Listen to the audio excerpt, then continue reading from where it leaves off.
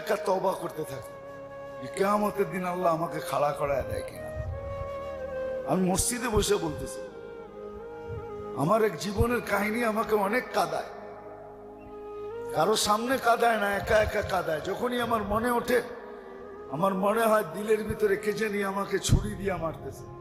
এত ব্যথা লাগে যে আমি করলামটা কি।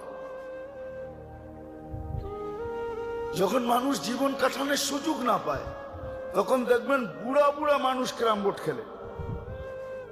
বুড়া বুড়া মানুষ ক্যারাম বোর্ড খেলে, দাবা খেলে।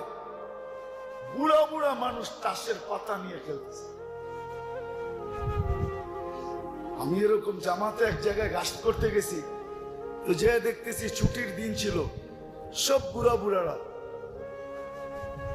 সমুদ্রের পাড়ে বৈশা তাস খেলতেছে। আমাকে যখন দেখছে জিজ্ঞাসা করতেছে, হুজুর কি জন্য আসছেন? আমি বলছি মসজিদ থেকে আসছি। গাছ হয় না, তালিমি গাছ। তো আমার এক বুড়ায় বলতেছে, আমরা যে আবাদত করতেছি আপনার চোখে পড়ে না?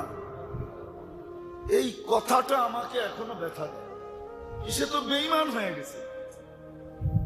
আমি কেন ওই মুহূর্তে গেলাম?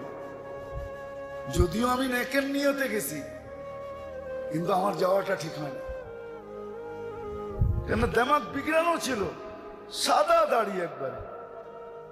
আমাকে ধমক দিয়ে বলতেছে, আপনি দেখেন না আমরাও তো আবাদতে আছি। তো মানুষ যখন জীবনের মূল্য না জানে, তো বুড়া বয়সও তাসের পাতা নিয়ে বসে। জিজ্ঞাসা করলে বলে টাইম পাস করতেছে। কি হ্যাঁ, মাঝে মাঝে জানি না কিরকম আপনারা ভাববেন, হাইওয়েতে ডেলি তো চলা হয় না, এখন জুমা পড়াই বেরিয়ে যাবো, দূরে যেতে হবে।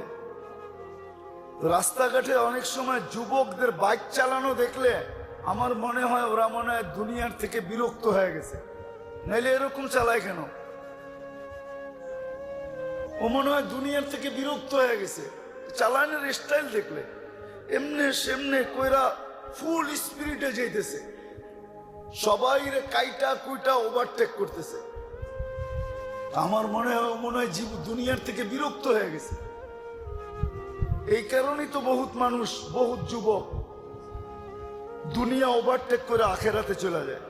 অ্যাক্সিডেন্ট গুলো হয় সতর্কতা না থাকার কারণে। তো মাঝে মাঝে কিছু যুবকের চালানি দেখলে, বাইক যে চালায়, মোটর সাইকেল চালানো দেখলে আমি গাড়ির থেকে বসে ভাবি যে ও মনে হয় দুনিয়ার থেকে বিরক্ত হয়ে গেছে, আর থাকতে চায় না। নাহলে এরকম চালাবে কেমনি? কেন আমাদের দেশের হাইওয়ে তো এরকম না যে 8 লাইন 9 লাইনের হাইওয়ে, এরকম তো না। বেশিরভাগ রাস্তায় একটা আসতেছে একটা যাইতেছে, ঠিক না? 4 লাইনের রাস্তা কয়টা আছে? ঠিক না? কয়টা? বাকি সবই তো 2 লাইনের, একটা আসে একটা যায়।